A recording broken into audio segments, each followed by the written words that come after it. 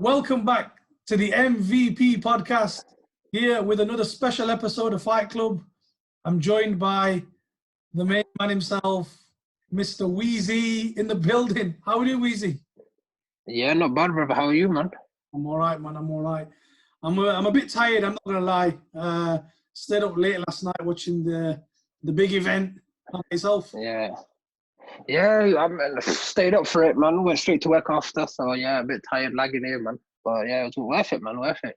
100%, man. So for those that don't know what we're talking about, we are going to go through the UFC 249 card, which was last night in Jacksonville, Florida.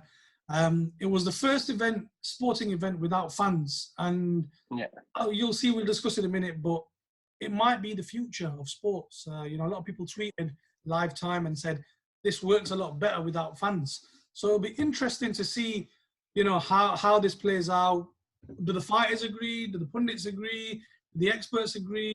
Do we even agree with that? Let's get into it, Weezy, man. What did you make of the card itself and having an event without fans? First things first, I don't personally think the card should have gone ahead. I didn't agree with it. I thought Dana White was looking after his product, being selfish. I mean, from the outbreak, like from the offset of the outbreak, he's been wanting to get the card on. He's been wanting to basically, don't forget, he tried actually doing it while it was at its peak in America. And he was basically trying to get that push forward. So in terms of it, I don't think the card should have gone on. Yeah. The actual card, the fights itself, some of the fights were like, do you know what I mean? They were brilliant, like some banging fights in there. In terms of fans, and some people saying, oh, it works better without fans, you must be off your rocker if you think that. No chance. You need the atmosphere, you need the fans. Do you know what I mean? It's just, I don't really want to be hearing heavyweights breathing down them. Do you know what I mean? Like, a lot of the heavyweights, you could just, a lot of them, you could just hear them breathing and stuff like that. So it's just, I prefer it. It's got to have the fans. There's no way. That's the whole point. The atmosphere. Do you know what I mean? It makes it more exciting. So it's for me, it's got to be fans. Yeah, I agree. It's not safe to bring fans, which makes you think, was it safe to even have an event when one of the fighters got coronavirus or he tested positive the day before the event? Two of his cornermen tested positive. Jacare Souza, we're talking about. We all, like you said, Dana White was being selfish. He was worried about his products. That could be catastrophic in 4 or 5 days' time when they've tested everybody again. Because we don't know who they've mixed with and who might have got it and who might not. Exactly. Yeah, exactly. And one thing I will say as well. Go on. I'll let you go first. No, I was gonna say exactly, like, that's a good point, a very valid point. Like, now that Jacare guy that's actually like been, they've said he's contracted corona and he's got the virus. Okay, so you did the testing to find out he's got it, but then the symptoms don't show for the first. Well, they're not going to show until after 2 to 14 days after. Yeah. So you found out the day of the weigh-in.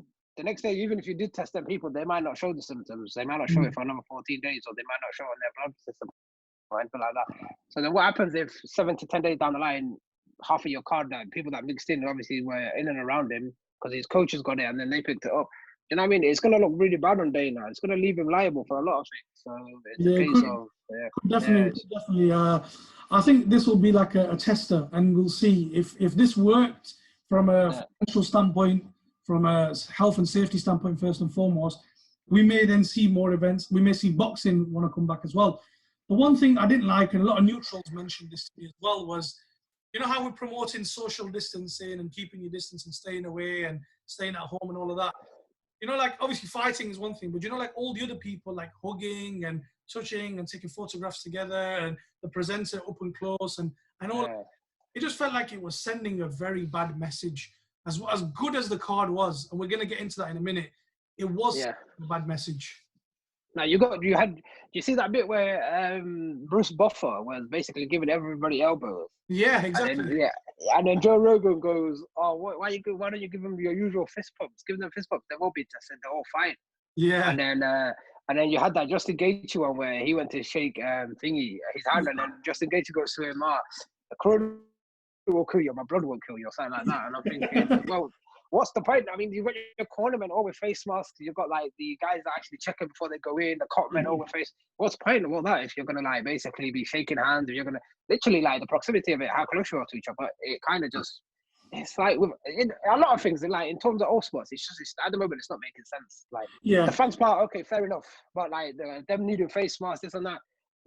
Hey, brother, you're gonna contract it with how close you are anyway to each other, and half of the people don't understand it. It's like, okay, you're covering your nose and your mouth, but yeah, it can come through your ears, your eyes, or whatever. I don't know about the ears to be fair, but the eyes are. I've definitely read it come through. You can get it through the eyes and stuff like that. You can go through there. So that part was weird to me. Okay, enough of the negativity. As much as I'm in agreement with you, let's get into the card. How tasty it was, man. We'll start off with the heavyweight fight, not the Greg Hardy fight. We're going to touch on the main 3 fights, I think. Yeah. With Francis Ngannou versus Jairzinho Rozenstruik, which was supposed to be an interim title fight for Francis, or supposed to be a title fight, but because of all the mess in the heavyweight division with Daniel Cormier, he didn't get that opportunity, and he was a bit upset, but he was humble as well at the end. But if you blinked, you missed it. That's how quick it was. Now, I'm one of the first to say, I love Ngannou. I absolutely love Rozenstruik as well. And I thought Rozenstruik was going to cause him some problems. But 20 seconds, he charged him like a bull. Was it even 20 seconds? I think it was 19 or 20 was the official time. I think it was about 15, man. By the time he flowed him, I think it was about 15. It's just, I think the ref was too late getting in. I think he took about 3-4 unnecessary hits. Yeah, but obviously when heavyweights bang, it hurts. Yeah. That was only 20 seconds or whatever it was. Like, Rozenstruik had a little plan of attacking the legs early. Like, he did land 2 or 3 leg kicks, which you could see that was the plan, was to mix it up. Ability. Obviously, he didn't have long enough, and if someone of that size and stature hits you, you're gonna fall. You're gonna drop a wall, man. I mean, were you surprised? Yeah, I think Francis. You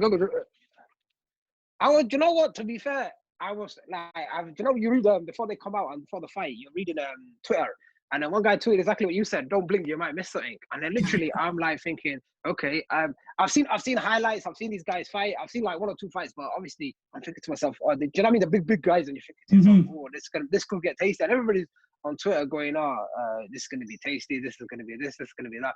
And then one guy tweeted, that's the one that stuck in my head when he goes, don't blink, you might miss it. But you know what made me laugh about Francis? It's just like when Rozenstruik like kicked him twice, he thought, this is boring.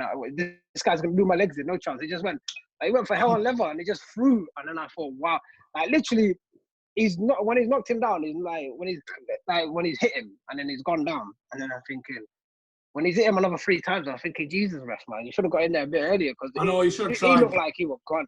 Yeah. He looked like he was gone on the first punch. Yeah, on the first punch, he just like literally his head bounced off the fence and then he just hit him again. I can't remember if it was a left or a right hook. Then he just clicked him again, and then you're thinking, "Wow, ref, bit slow with that reaction." And then, but literally that fight is not. You can't really analyze it or anything like that. It was just literally as soon as they traded, it was gone. I think the one thing that I did think about when I was watching it back was when Rozenstruik was going back. I think having someone chase you and actually connect as you're going back, you've got nowhere to run. You can't hide, you can't duck, your back foot. And you could tell as he was on his back foot, he was gone. So you're not like the bantamweight said that you're not going to be fleet-footed. You're not going to be like, you know what I mean? You can't really dance or anything like that. It's like, you know what I mean? You're carrying, what is it, like 14, 15 stone in like, 260 pounders. 260 pounders. You're carrying that in weight. So, but like Francis said, be careful what you wish for. Exactly. It was a surprise that he called him out. You wish for? I don't think he knew what he was wishing for. You know, and this is like, that's how short it went. No, the best thing was that Patrick Mahomes, the Kansas City quarterback, he put, "Yo, who wants to be fighting that man?" I thought, honestly, I thought, who the? Like Daniel Cormier looked at it and he thought to himself, "Nah, I think I'm gonna stay retired." Me, genuinely, I can't see anyone beating that guy. I think, he's got to get the title shot. He has been beaten 3 times before, but he looks like he's evolved his game. It'll be interesting. It'll be interesting to see what happens. He's one of them though. Just like a quick point, he's one of them though that looks like he's been beaten, but he knows why he's been beaten, and he knows he has to come back. And he's like sort of learned from the beatings. And it reminds me of somebody we're going to touch on in about 5 minutes or so later down the line. But I'm not going to ruin it. We'll get to that in a second. We're going to move on to the next fight. The Dominic Cruz long-awaited return, 4 years out of the ring versus Triple C. You know, the gold medalist, the flyweight champion, the bantamweight champion, Henry Cejudo, who talks a lot of trash, man. Like, what did you make of that fight?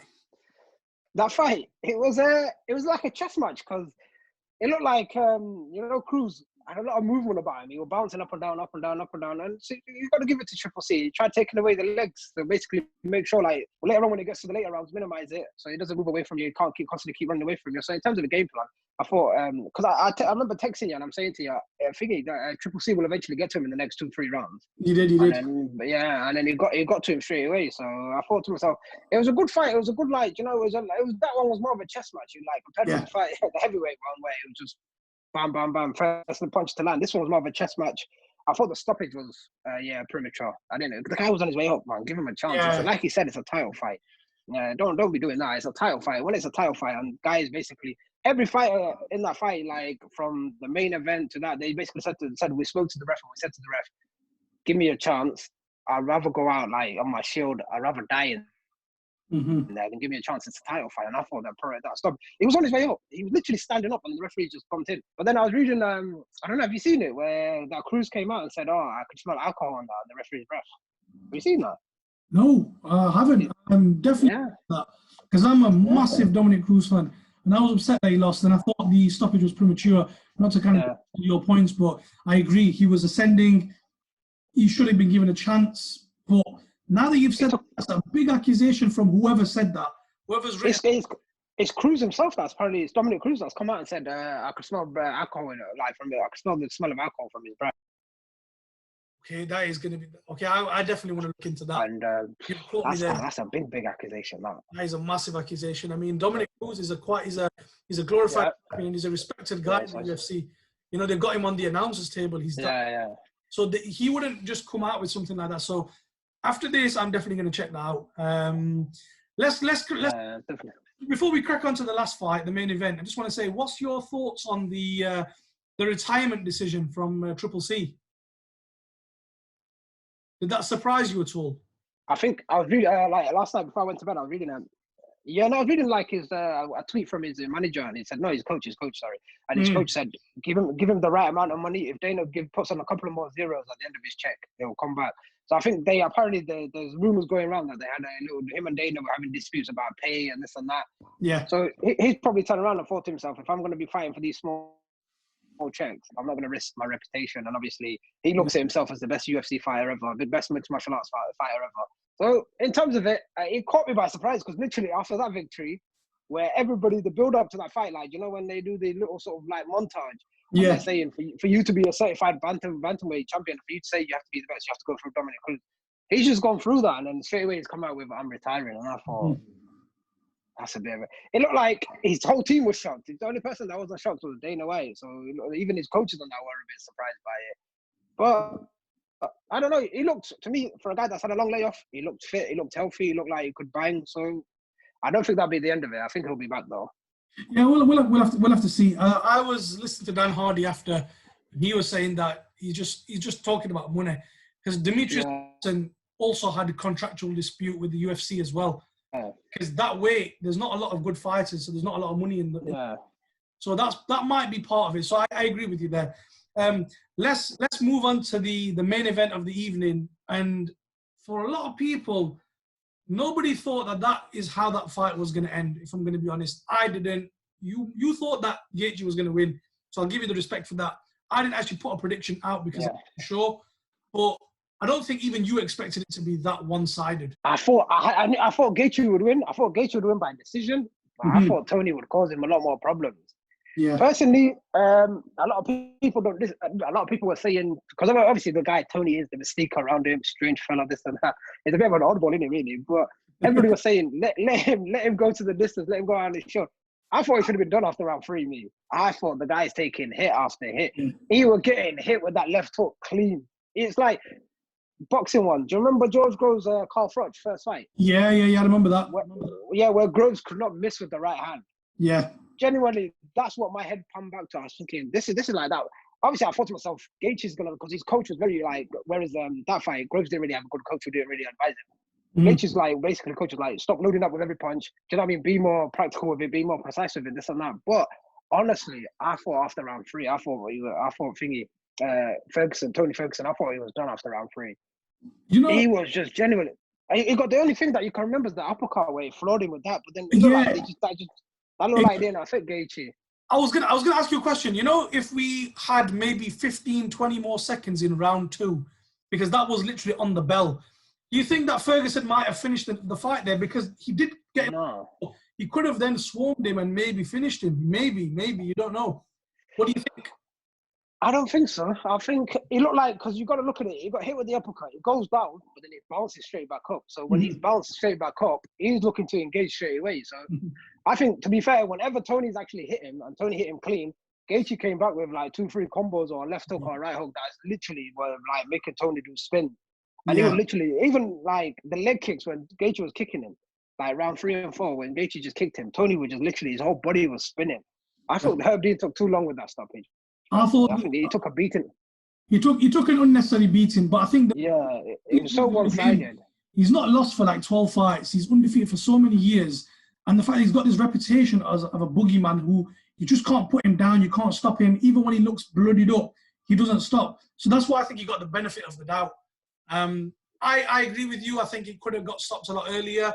He took a lot of, like, his shins were bleeding, his face was bleeding. He had a cut here, he had a cut here, he had a cut here. He had bruises everywhere. He was bust up. He was a bit lost. Like, I felt very, very sorry for him. I didn't expect that at all from Gaethje. And I thought, you know what? If there's a guy that's going to cause Khabib some problems, it could be this guy, because he has a very respectable wrestling background. He knows how to keep the fight standing. He knows how to avoid takedowns. Like, he doesn't really like to engage in wrestling, but he's got so much respect from a wrestling background and wrestling perspective that he can keep it standing up, which that would cause a lot of problems for Khabib, if you ask me. I'm not saying lose, I'm saying cause a lot of problems. Do you know what? It's hard to disagree with you, but at the same time, Khabib's blueprint is there. He tells you, listen, I'm taking you to the ground and I'm going to pound you. He doesn't really like, it's not like with Tony Ferguson where people say he can do you with the elbow, submission, he's like, do you know what I mean? He's wrestling. That's what surprised me about Ferguson last night. When I realized I'm getting out of box, his wrestling is meant to be like a world-class wrestler. It's meant to be like, submission is meant to be one of his strong points. I thought, take him to the ground, this and that. So I thought that's what surprised me. But coming back to the Khabib point, Khabib tells you, listen, I'm going to take you to the ground and I'm going to pound you. I personally think it's, if he can keep it a standing up game, bear in mind, people have Conor McGregor as the best striker in MMA, right? In that, like, sort of, in that division. In that division. So if you've got Conor McGregor as the best, people say Conor McGregor was the best striker in there. Even last night when you went on Twitter or you had analysts looking at it, they still said, if Gaethje and Conor McGregor went out blow for blow, that Conor McGregor will knock him out. So looking at it there, he might be able to stop takedowns here and there, but personally, the way I look at it, if Khabib does eventually get him on the ground in round 1 or 2 and he literally pounds him for like 3-4 minutes of that round, how much power are you going to have to be throwing them punches? I agree. That's where Khabib comes into it. So personally, for me, I think Tony Ferguson, got to give him. I give him the benefit of the doubt. I give him is he prepared for a wrestler. He prepared for a guy that's basically all about wrestling, all about taking you down and getting you to the ground and basically, do you know what I mean, wrestling you. So he didn't really prepare for a striker. And I think Joe Rogan touched on it. I think what killed him was when that Khabib fight was called off, when Khabib was stuck in Dagestan and he couldn't get back. The guy made 155 unnecessarily. Why? And then about 3 weeks later, he's making 155 again. It's just he did not look right to me. He didn't look like the normal time. He looked so slow. I was thinking literally I text you saying someone doesn't look right. I remember you did mention a few things. This guy looks awfully slow. He just looked like basically he could see every punch coming, but he just can't get. Yeah. I said to you, he could basically see everything coming. It's like now if me swinging at you, you can see it coming, but your reaction to your body is taking that much of it. It's so slow, you can't get out of the way of it. So personally, for me, I think Khabib still wins in that. I think he still beats Gaethje. The good thing, a point I was looking at, you might want to look at like Dustin Poirier's thingy, his tweets. He basically put it out there. He said, he beat Gaethje and Khabib beat him, but he reckons that Khabib will do Gaethje. So looking at a guy that's fought both of them, I tend to agree with him on that one. I think he will as well, but I think he'll be a lot more of an interesting fight than it might have been maybe if this fight. Yeah. So that's one last thing before we do go, because I know we are running short on time here. Conor McGregor, because you mentioned him, so it reminded me. Conor McGregor and Nate Diaz were going back and forth on Twitter and Instagram yesterday, and Conor basically told Nate Diaz to shut up and sign. So I don't know if now that with all this lockdown, fighters are just going to fight more regularly and like they're just going to assume that cards are going to be happening like normal. I think these guys might be lining up for the third fight, or they're trying to build the interest from the public and then do it. But that's what it looked like to me from the exchange they had. So if you haven't heard, have you heard about that at all? No. I'm not really. Do you know that? It interests a lot of people. That third fight don't really interest me. I mean, what are they going to do? A catch weight or something? But they've not said anything. No stats or anything have been thrown out. It'll be interesting. But I just wanted to see what you would have thought. I think it's a case of what you've got one guy that's basically been how long? When was his last fight? About nearly 2 years ago. Yeah, something like a year and a half, 2 years ago. A year and a half, 2 years ago. I don't know. I think it's more for the people are looking forward to it more for the build up and the shenanigans that go on with the build up, and then the fight itself. Yeah. Whereas I look at it like with the sort of any other fight, you sort of look at it and you say, "Oh, this is what's going to happen in the ring." Nate Diaz and that is basically, and Conor McGregor will sell more. And it's one of them ones. Are you really going to do it? You think Conor McGregor will do it without a crowd? I can't see that. I don't know, but if the money's there, Conor McGregor, speaks the money language. So let's see, man. But you're losing gate receipts, ain't you? Really? But you're gonna be losing that now anyway in all sports if we carry on like this. We'll have to see. But that's all we got time for, Weezy, on this episode. No problem. I'm glad you enjoyed the card. If we had to rank the card out of 10, from start to finish, prelims to the end, what would you give it out of 10? About a solid 8 out of 10. Yeah, I'm gonna say 8 as well. At one point at the beginning of the main card, I was a bit the knockout just kind of blew me away, but like it was 8 out of 10 is a good card, man. It's a good card. I mean, so. But then the last 2 fights were good. So yeah, 8 out. Yeah. And before we leave, what's the number 1 rule of fight? Club? Always talk about Fight Club. My guy, appreciate that. Yeah, no worries, brother.